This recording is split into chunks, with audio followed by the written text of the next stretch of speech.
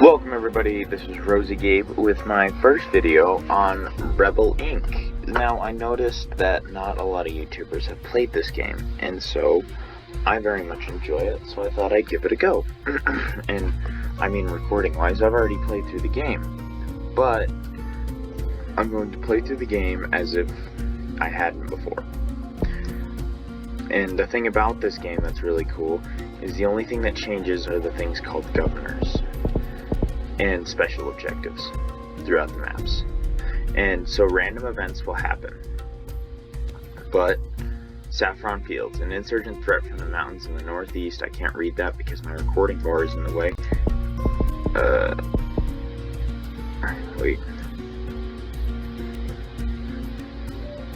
Northeast threatens the sleepy rural plains. So this is the one we're doing, because this is the first one.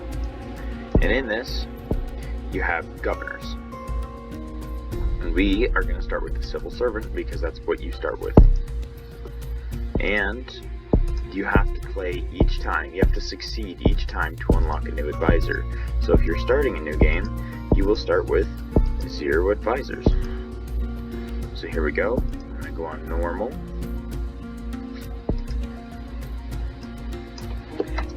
Go with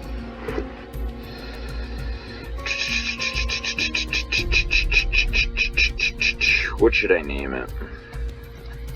The boys.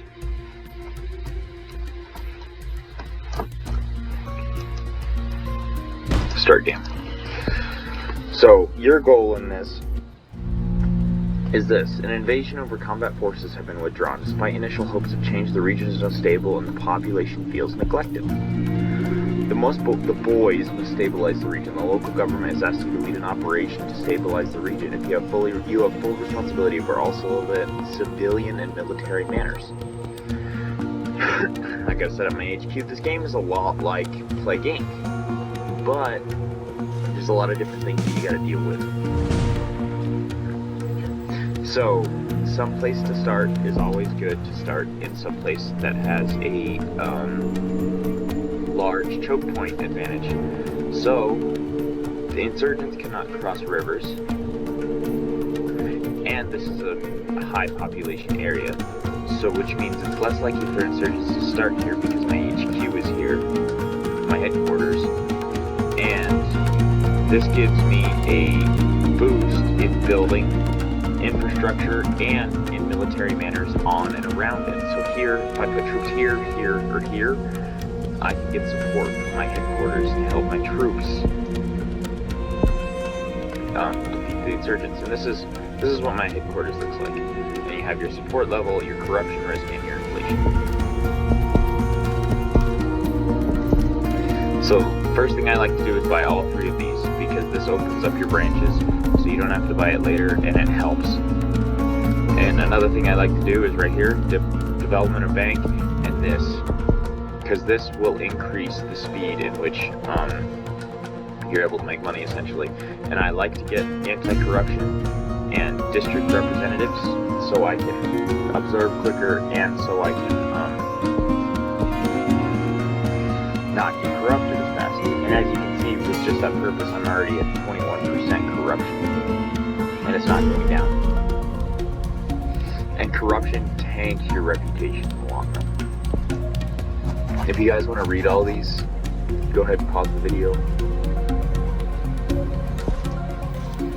I know.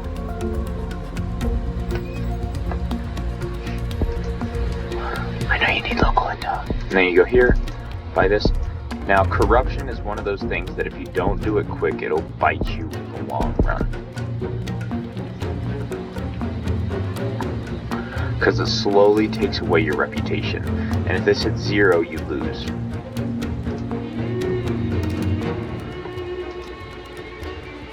And you always want to get a bunch of these, get your government set up just a little bit, because this happens. Military initiatives authorized. So that means that I have to be ready to fight the insurgents. They start up here. This is what I mean by choke point advantage. The only way that they can get out of these mountains is through here or through here. Now, it's good. See how this region stabilized before any of the other ones? that green bar is how stable they are. This is actually doing really well. That's not. They want medical. Okay, so now this opens up. So you can buy coalition soldiers, which can only be around for so long, and then you can buy national soldiers, which stay forever. And one of the first things I like to buy is the garrisons, because these give your troops a boost when fighting. So here, build garrison. Now what this is going to do is this is going to protect my headquarters while also giving my troops advantages here and here if they need it. See, then that bar shows how long until the insurgents in that area are defeated. Insurgents came to this area, and now I'm moving my coalition soldiers here, and they're going to get an advantage from this garrison. My corruption is rising, that's not good. And troops can support other troops if they are in neighboring zones, which is a good thing.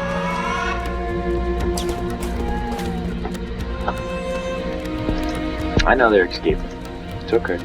And we buy airstrikes, one thing, because they take out the insurgent base camps.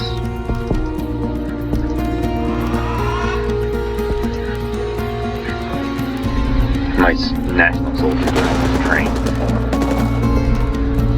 Okay, move them here. Now what I'm going to do is I'm going to place one national soldier unit here, one national soldier unit here. I put that in the wrong spot, because the insurgents will, instead of going back to here, will push back this way and take a place that I don't want them to be. I mean, I don't want them anywhere, but see how these guys are helping those coalition soldiers? Oh boy. Get over there. And if the insurgents take a zone where your garrisons are, they will destroy your garrison.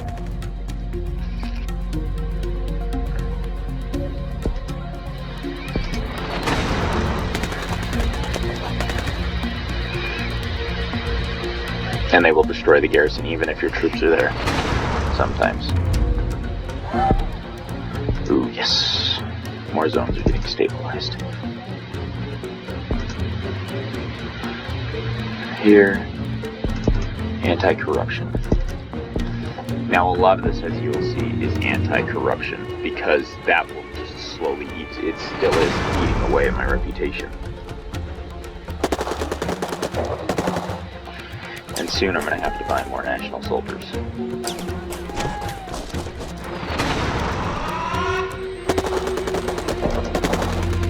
Because my coalition soldiers' deployment is almost over.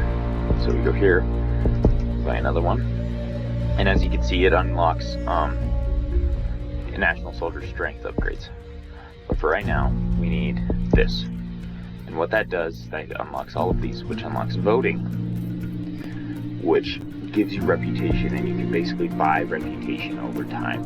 But what we're going to get is universal justice, because that unlocks local police recruitment. And if you buy the first one, our entire coalition for police, it doesn't work nearly as well, because it increases your corruption and actually decreases your reputation. And these guys are willing to help, and this is the bulldozer upgrade that I got. So if we go here, that's this one. And if you do this, corruption will kill you unless you have maxed out corruption initiatives. Limited access is good if you don't want to try and micromanage, but funding only makes it to where you're able to buy anything at once. That's not good. Okay, you guys go. You guys turn.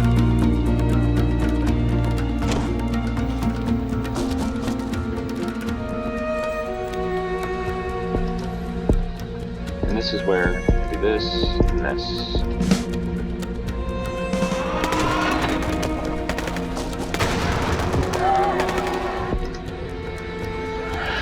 This is another big one. So since it's above like 5%, I'll apologize for it, because a lot of the times you just end up covering those up.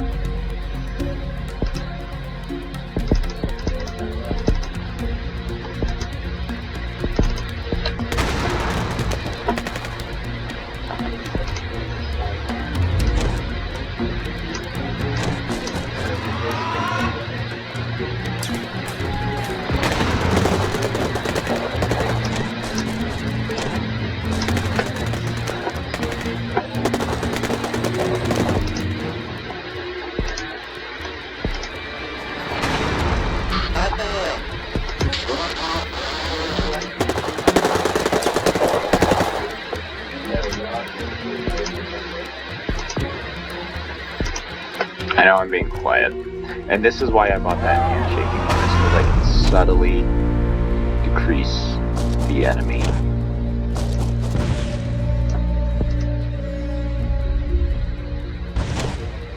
I lost a garrison. Okay. Alright. Time to buy these guys. And this.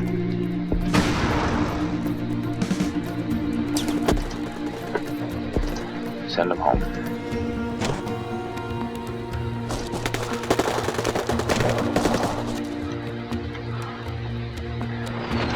Those guys are moving there. These guys here. And if you corner them, it takes out all the insurgents in that area. And my goal right here is to take these guys out and then divert all these forces over here.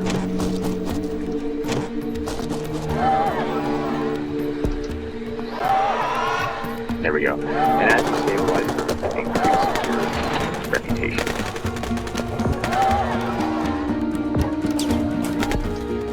Yes, I would love to build a garrison there.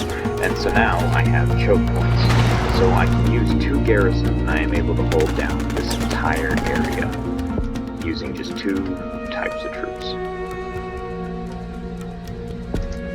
I'm going to keep delaying because there's 100% enemy antagonizing. They become stronger and they have the chance of just spawning randomly like they did over here. And since my region is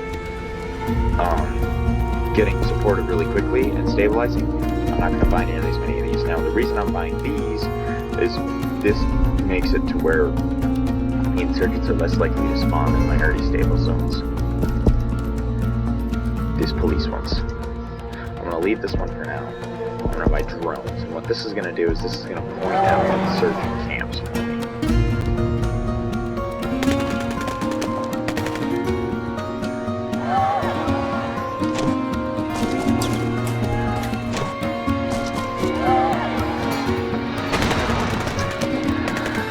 See, now all the zones are getting stable. And I know this is a really rough way of doing it, but this is just how it is. You can see that drone's downed it, and that airstrike took it out.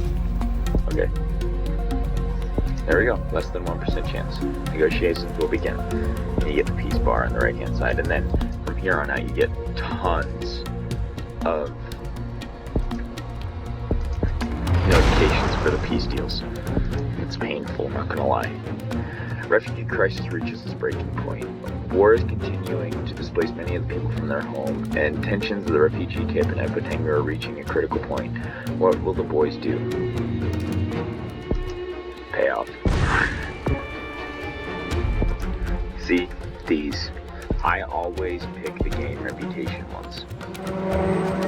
Because usually by this point our military is strong enough to withstand the backlash of it.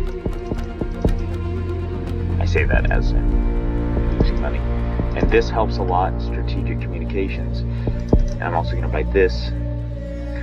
And so look, local militia, hire local untrained citizens in order and keep the peace. Improves the zone security, making it harder for insurgents to take control, but decreases the support level. So people, they do like the police force. Can we take out this? Alright, you here.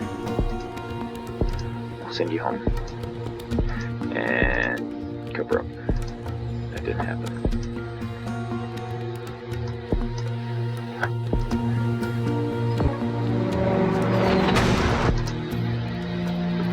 Prioritize elections.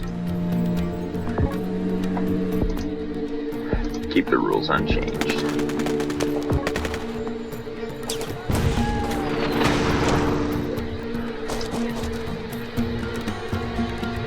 Elections due to be held. Insurgents banned. None of them. We don't like it.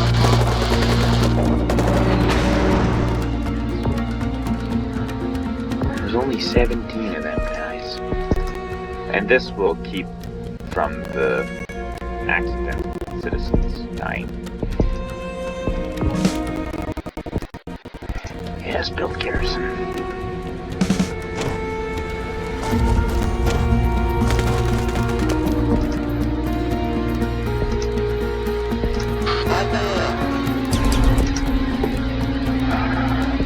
Full election.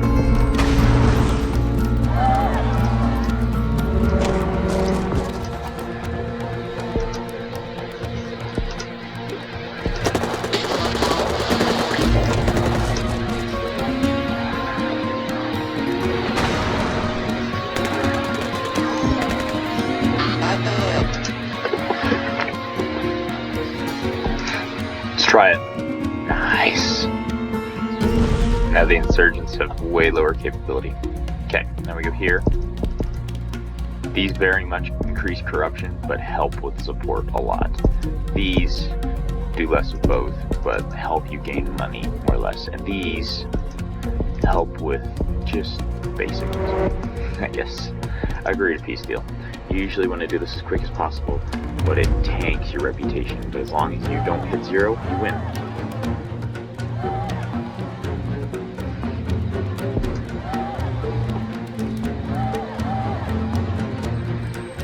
And this game is all about adapting. That's all it is. Staple. There you go. There's one down. Thank you everybody so much for watching. Stay rosy. RosseGabe out.